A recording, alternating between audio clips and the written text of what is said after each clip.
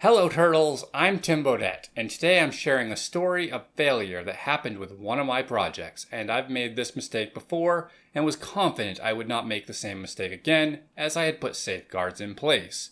But here we are, and here's the story of how Winter Expansion of Eggcelerate slid wildly out of control. A few years ago with Archer, my very first release game, I continued developing into the time period dedicated for marketing. Now, marketing does begin as the game idea is generated and continues throughout the entire life cycle. However, there is a period of time when the game is finished, development-wise, and not yet released, where marketing is amped to the full levels. This phase never happened on Archer, and so I learned of this trap. I knew of its existence, and surely I would avoid it in the future. When I released Eggcelerate in 2021, I avoided this similar trap by creating a deadline for development. February was a month for development, and March and April were reserved for marketing. This release performed better than my expectations and gave me the confidence I knew how to handle the issue.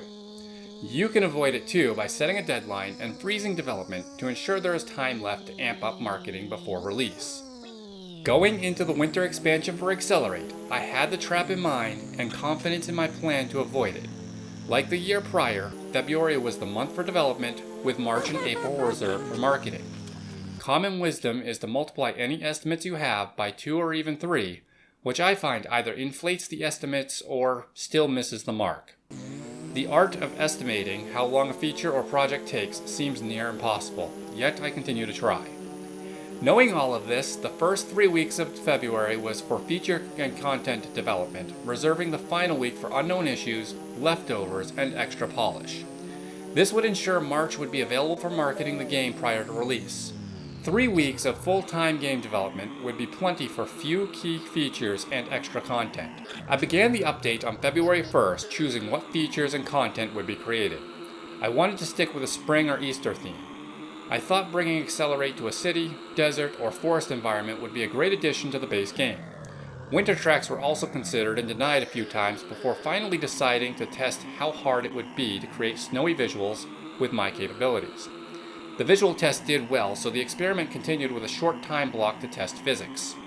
Snow and ice would require the car to slip and slide on the track yet remain predictable. Often, with raycast vehicle controllers, aka wheel colliders in Unity, this behavior is extremely challenging to tune. The physics test went flawlessly, only taking a couple hours to get sliding on snow and ice perfectly tuned and controllable. This committed the direction towards the winter-themed tracks with the idea that snow was melting and spring was coming. I figured 10 tracks with the new physics, visuals, and ghost cars would add significant value and be realistically feasible in the available time frame. Within half a day, ghost cars were in the game using parts of a developer tool built and abandoned the year before. The final planned feature was leaderboard support for players to see where they could rank in the world. This was slowed by support requests as I wanted to stream the coding of the leaderboards, but needed to ensure that I would not break any NDAs by showing the API. I kept myself busy creating track segments and environment art. Once I had a few tracks ready, I had to solve the problem of how to integrate them into the game. How would the user access and choose the new levels while still keeping them separated from the original tracks?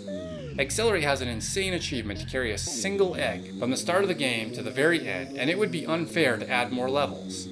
After contemplating a few options, the new levels would be added to a DLC pack, which also had the benefit of keeping the original download size untouched.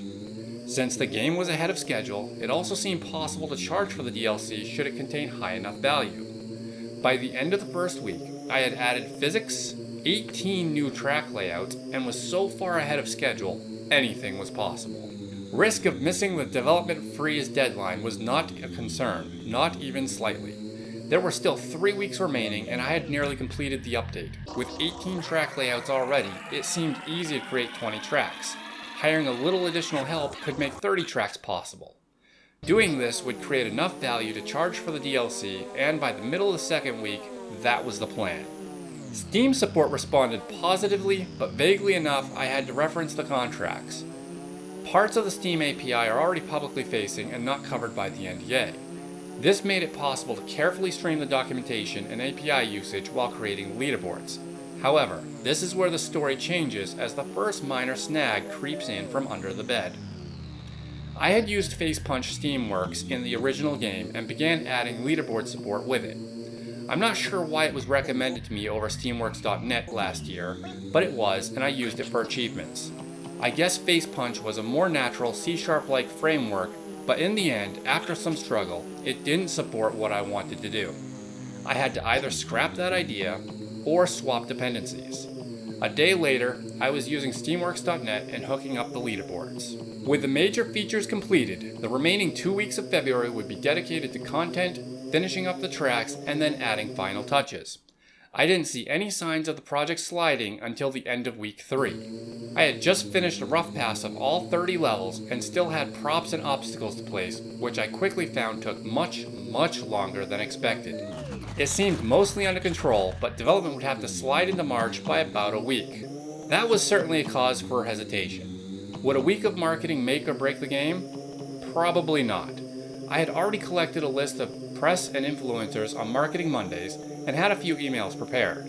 A slight push seemed acceptable given the situation. I would still come out with a significantly higher value ad, and Easter was still plenty of time after release. However, it was critical the development freeze happened as soon as possible and the project went into wrap-up mode. After accepting the slide would push slightly beyond the goalpost, I got busy wrapping up the tracks. The first week of March came and went, and progress was slower than expected.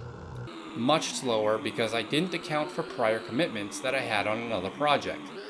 I had made promises to get certain things done during March, and Eggcelerate would have to get the attention only after that. The original plan was to be marketing, except I was still developing, now with less time per day.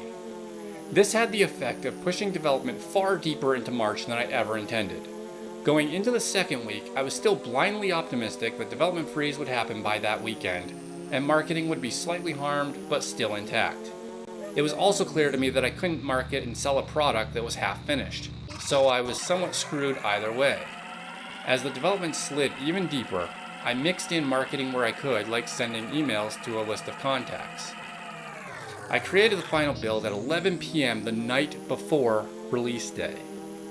Only 8 hours before the major update and DLC expansion pack would go live. What could go wrong? Looking backwards is always much clearer. I know the scope increased and fingers are pointing there, which isn't wrong, but isn't the whole story. I made a calculated decision to jump towards 20 or 30 tracks based on the actual trajectory of development. I think the final passes on the tracks took longer than expected because my quality bar shifted higher and higher. I believe the slide into March would have been a week long, give or take a couple days, had the hours remained the same. In February, I was putting in long hours every day while pushing through a self-inflicted crunch. This helped me stay focused and positive with life while also creating the best product I could in a short time span. But the 15 to 17 hour days that trajectory was based on turned down to 7 hours a day in March because I had prior commitments. On top of that, the fatigue from crunching started adding to the delays. While changing the scope was perhaps the single moment that caused all the issues, I can't say I wouldn't do the same thing given the information I had at the time. The project was far ahead of schedule and running very smoothly. The added scope appeared to fit within the original timeline and didn't feel it increased risk. Since I will likely run into a similar situation in the future, and adding scope itself was not the wrong choice, I need a safeguard to keep the slide under control. It would have been much better when deciding to build all 30 tracks to have considered 2 plans of attack. The original plan with 10 new tracks, and the extended plan with 30. Having 2 separate plans would allow the developer to bail from the increased scope should the project start sliding out of control. This may be a bit hard or even impossible to distinguish on some projects. To choose the first 10 new tracks in the Eggcelerate update would have required knowing what the track order was, and that was unknown until the very end. The Eggcelerate expansion sold few copies, and the reason why is pretty clear to me. Using marketing time to continue development is not the way to go about selling games. I tried to ensure this wouldn't happen by setting a development freeze, which has worked well in the past, but that did not protect me this time. Those last few weeks of development were challenging as I was very disappointed in myself for having slid the timeline so much. Another good question to ask as you are nearing your deadline or setting project scope is how would you tackle the project if you only had half the time available? Unfortunately, I didn't envision this method until I slid too far. This question allows you to approach from a different perspective and identify unnecessary features. If the answer is impossible, even after challenging yourself to find solutions, then the project is probably too big for the time you have planned. When tackling any epic goal, there will always be many successes and failures along the way. The winter expansion for Eggcelerate slid sideways out of control, but taught me the warning signs and strategies to handle situations differently in the future. Be mindful that early progress may be a false indicator of project trajectory. Always leave yourself an exit plan when choosing to increase scope. And finally, ask how you can finish the project in half the time to cut pointless features. Help support my adventure with a purchase of Eggcelerate or the new expansion and race around with an egg on your car. It is extremely challenging to drive fast and keep the egg safe, but you'll be rewarded with better ranks on leaderboards to brag about to your friends. The winter expansion also has slippery snow and ice physics and 100 snowmen to collect.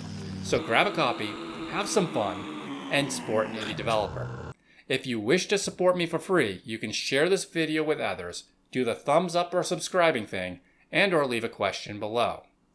Until later, turtles, have a good one.